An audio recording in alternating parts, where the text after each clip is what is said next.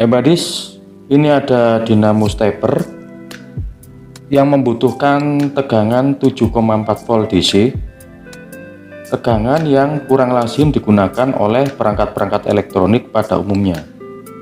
Untuk memenuhi kebutuhan tegangan yang tidak umum ini, saya putuskan untuk membuat PSU atau power supply unit yang bisa diregulasi. Kebetulan saya mempunyai PSU yang mempunyai dua buah output, yaitu 5 volt dan 24 volt. Apabila rekan-rekan tidak mempunyai PSU seperti ini, bisa dibuat sendiri atau bikin sendiri dari trafo CT dengan mengikuti skematik diagram seperti ini. Oke. Dan agar PSU ini bisa diregulasi, maka saya harus menggunakan IC regulator.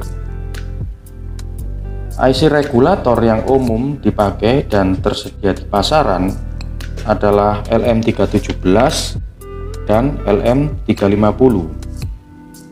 Dan setelah saya cek dan saya tuliskan, ternyata dari datasheetnya saya peroleh informasi sebagai berikut.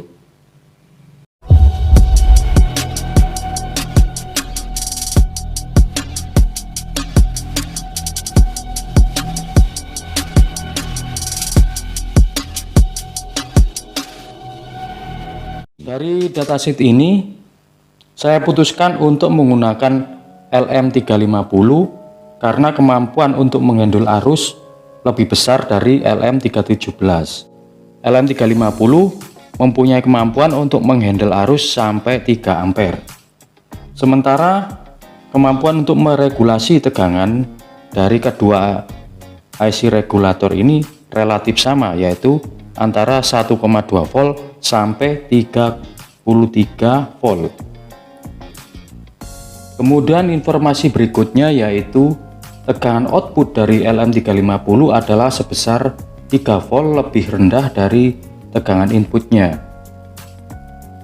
Sehingga jika V inputnya adalah 24 volt, maka V output dari LM350 menjadi 21 volt.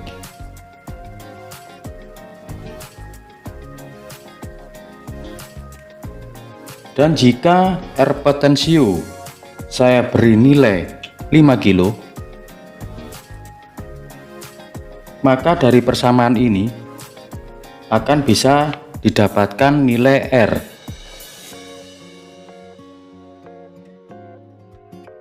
Maka saya menggunakan nilai resistor ini.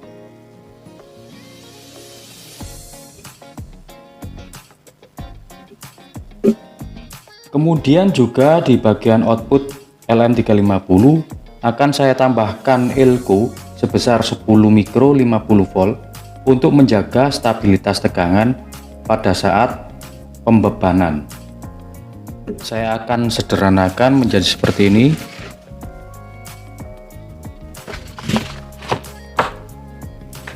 Agar supaya tegangan output dari regulasi bisa terbaca, maka saya putuskan untuk membuat DVM atau digital voltmeter, yang mana dari DVM tersebut saya rencanakan bukan hanya menampilkan besarnya tegangan, tapi juga menampilkan besarnya arus. Untuk membuat DVM berarti kita melibatkan mikrokontrol. Nah, pada umumnya mikrokontrol tidak menyediakan port khusus untuk mengukur arus, tetapi mempunyai ADC atau analog to digital converter yang hanya bisa digunakan untuk mengukur tegangan secara analog. Ini berarti kita juga bisa mengukur arus dengan cara yang tidak langsung, yaitu mengkonversi dari arus ke tegangan atau I to V. Kembali lagi ke skematik diagram ini. Nah, karena adanya penambahan elko sebesar 10 mikrofarad 50 volt dan juga adanya penyesuaian nilai resistor sebesar 330 ohm, maka output dari LM350 tidak lagi 21 volt.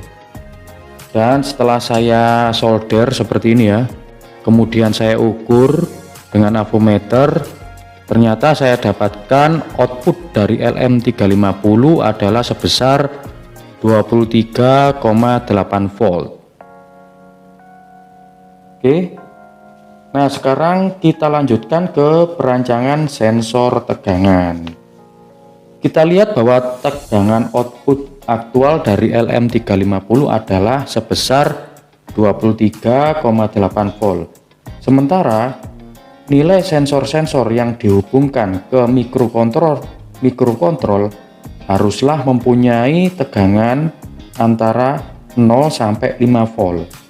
Maka untuk mengatasi hal tersebut, kita harus melakukan voltage scaling. Dan cara yang paling mudah adalah dengan menggunakan prinsip voltage divider. Voltage divider seperti ini ya. Nah, rumusnya adalah V sensor dibagi dengan V LM350 sama dengan RD2 per RD2 plus RD1. Nah, kita lihat di sini ada satu persamaan, tetapi ada 3 buah variabel yang tidak diketahui. Maka dari itu saya harus menetapkan 2 buah nilai supaya salah satu variabelnya bisa diketahui atau diselesaikan melalui persamaan ini.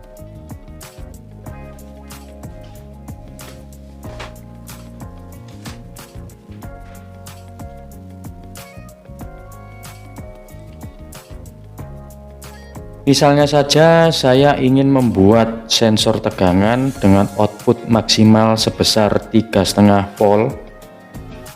Kemudian saya tetapkan nilai RD2 sebesar 3,9 kilo ohm. Maka dengan menyelesaikan persamaan voltage divider ini didapatkan nilai RD1 sebesar 22,6 kilo ohm. Tapi nilai ini tidak ada di pasaran ya. Dan untuk menyesuaikan nilai di pasaran, maka saya tetapkan 22 kilo ohm. Ada tambahan untuk memproteksi mikrokontrol, maka saya tambahkan diode Zener 5,1 volt supaya tegangan yang bisa lolos adalah tegangan-tegangan yang di bawah 5,1 volt, sehingga mikrokontrolnya akan selalu aman. Dan diode Zener nantinya akan saya pasang di sini.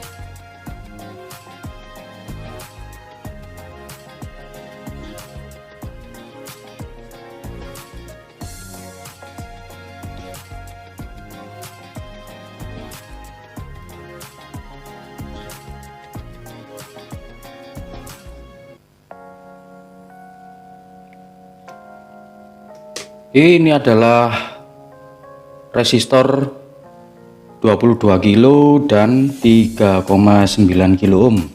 Selanjutnya saya solder ke PCB. Kemudian setelah saya solder, akan saya ukur kembali tegangan dari sini ke sini ke ground untuk mendapatkan nilai aktualnya atau nilai tegangan yang sesungguhnya. Baik, resistor voltage dividernya yang 22 kilo dan 3,9 kilo sudah saya solder. Tadi juga saya sudah ukur tegangan yang keluar dari sini ya. Ini aktualnya menjadi 4,1 volt, bukan 3,5 volt lagi ya. Oke. Artinya tegangan sensor 4,1 volt ini mewakili tegangan dari power supply unit 23,8 volt, sehingga kita bisa menuliskan persamaan V LM350 sama dengan koefisien dikalikan V sensor.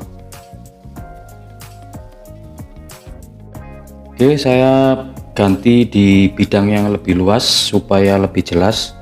Saya ulangi bahwa V LM350 sama dengan konstanta atau koefisien dikalikan V sensor, sehingga bisa dimunculkan satu rumus atau satu persamaan, yaitu V LM350 sama dengan 5,8 dikali V sensor.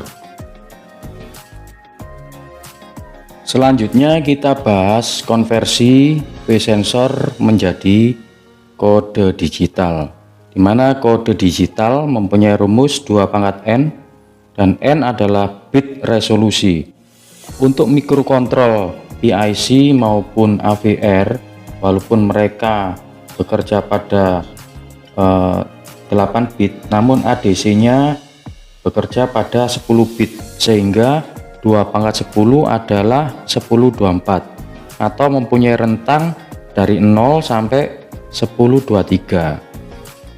Oke, sedangkan untuk yang 8051 atau 2051 biasanya menggunakan ADC 0804, perhitungannya seperti ini. Oke, kita anggap kita membahas yang 10 bit. Mikrokontrol mempunyai tegangan referensi maksimum biasanya sekitar 5 volt. Kode digital maksimumnya adalah 1024. Nah, dari sini bisa didapatkan satu persamaan lagi bahwa V sensor sama dengan 0,0049 kode digital. Ini adalah persamaan yang kedua ya, atau kode digital sama dengan 204,8 V sensor. Oke, saya tuliskan kembali dua persamaan yang kita dapat sebelumnya. Ini adalah persamaan pertama dan ini adalah persamaan kedua. Kemudian kita lakukan substitusi dari persamaan 2 ke persamaan 1, sehingga didapat hasil akhir seperti ini, bahwa V LM350 sama dengan 0,02842 dikalikan kode digital. Nah, kode digital sendiri adalah dihasilkan oleh mikrokontrol secara otomatis, yaitu hasil dari output dari ADC, sehingga nanti yang didisplaykan di LCD atau 7 segmen adalah nilai tegangan yang sebenarnya. Oke, cukup sekian. Semoga saja apa yang sudah saya sajikan bisa bermanfaat. Oke, terima kasih. Wassalam.